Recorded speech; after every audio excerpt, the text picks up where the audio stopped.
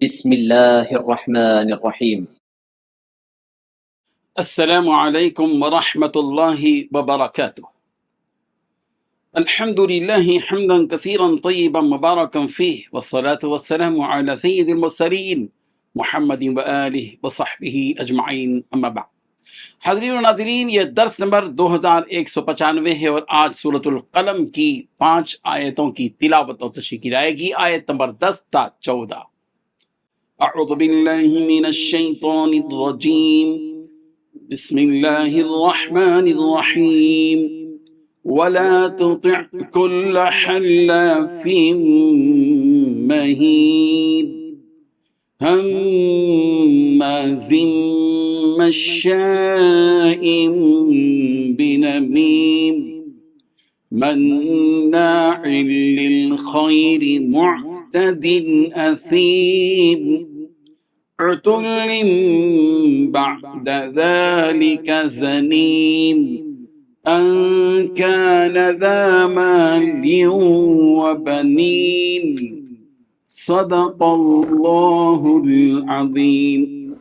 لفظی ترجمہ یوں ہے، ولا تطع، پیغمبر آپ اطاعت نہ کریں، کل حلاف، ہر قسم کھانے والے، مہین نہایت حقیر،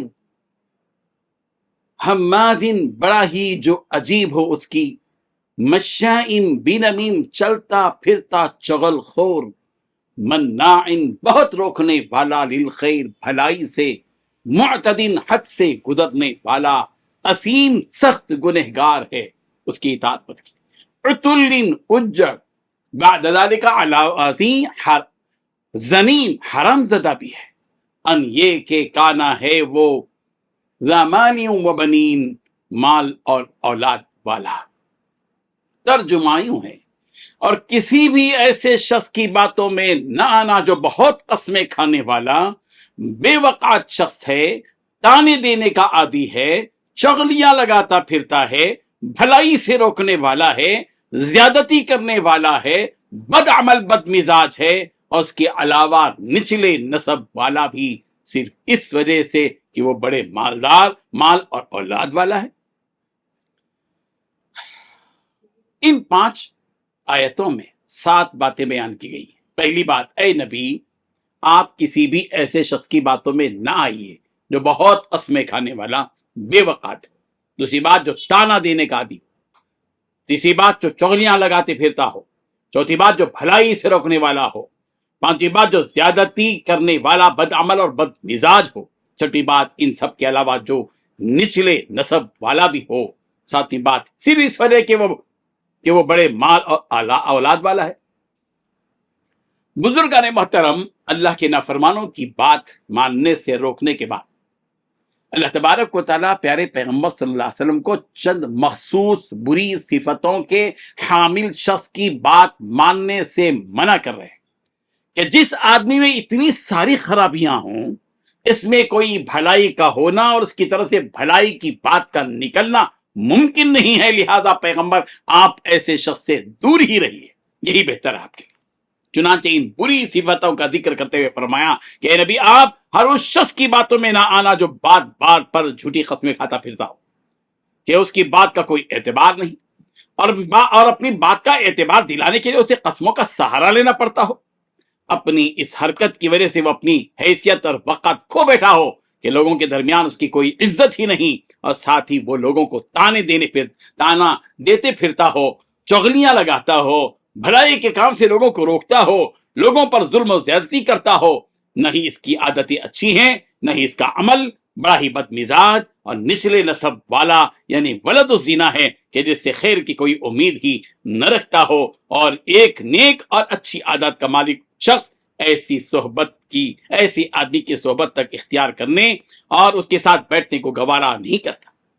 اب بات یہ ہے کہ جب کسی آدمی میں اتنی ساری برائیاں ہوں اور خرابیاں موجود ہوں تو خود انسانی ایسے آدمی سے دور بھاگتا اور بچتا ہے، تو پھر اللہ تبارک و تعالیٰ نے یہاں ایسے شخص کی بات نہ ماننے سے اپنے پیغمبر کو کیوں روکا؟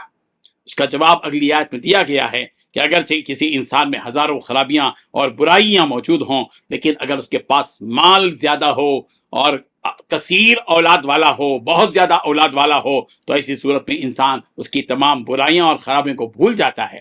عام طور پر ایسا ہوتا ہے. اور اس مالدار شخص سے قربت حاصل کرنا اور اب اس کو اپنا قریبی بنانا ہر شخص چاہتا ہے.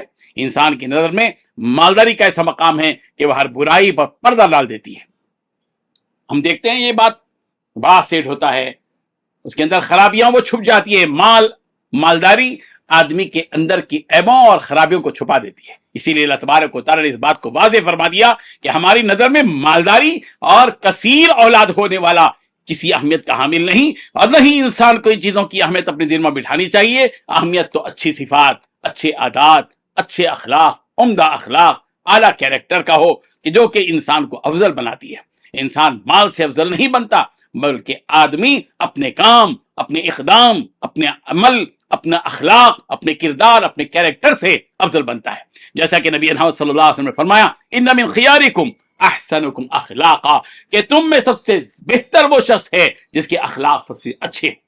آپ بھی اے نبی اس شخص کی مالداری کو دیکھتے ہوئے کہیں اسے اہمیت دیتے نہ لگ جانا، اس کی باتوں میں نہ آنا، کیونکہ وہ سب سے برا ہے اور برائی ہی اس سے نکلے گی، بھلائی کی اس سے کوئی توقع نہیں. علماء تفسیر نے کہا ہے کہ ان آیتوں میں جس شخص کے بارے میں یہ بات کہی گئی کون ہے وہ اخنس بن شریق یا اسود بن عبد یغوث یا عبد الرحمن ابن اسود یا اکثر قول کے مطابق ولید بن مغیرہ تھا. علماء نے بیان کیا کہ اس نے رسول رحمت صلی اللہ علیہ وسلم کے سامنے اپنا مال پیش کیا اور کہا کہ میں تمہیں اس سارے مال کا مالک بنا دوں گا، لیکن شرط یہ ہے کہ تم اپنے دین کو چھوڑ دو. اسی لیے اللہ تبارک و تعالیٰ نے یہ آیت نازل فرمائی جس میں اللہ تبارک و تعالیٰ نے اس کی بات ماننے سے آپ علیہ الصلوۃ والتسلیم کو منع فرمایا. ان آیتوں میں جو بڑی صفات بیان کی گئی ہیں جو وہ سب انسان کو ہلاک اور تباہ کرنے والی جتنی بھی بری صفات بیان کی گئی، جس کی مذمت احادیث میں بھی وارد ہے. لہذا ہمیں چاہیے کہ ہم ان تمام بری صفات سے اپنی ذات کو بچائے رکھیں، بچانے کی فکر کریں، اور ان صفات کے حامل افراد سے میل جول اور دوستی رکھنے سے گریز کریں، پرہیز کریں. اللہ تعالیٰ عمل کی توفیق عطا فرمائے. آمین. وآخر دعوانا ان الحمد للہ رب العالمین.